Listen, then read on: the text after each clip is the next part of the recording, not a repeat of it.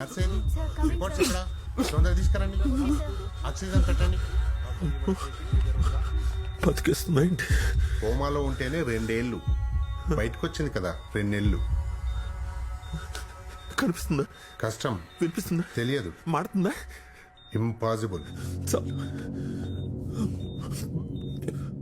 ఎండంటే విసుగు, మంచంటే వణుకు. మాట్లాడితే చాలు మేడం అంటూ ఫోన్ చేసిస్తా. ఎందుకు పనికిరావు నువ్వు? కొన్ని జాతకాలే అంత.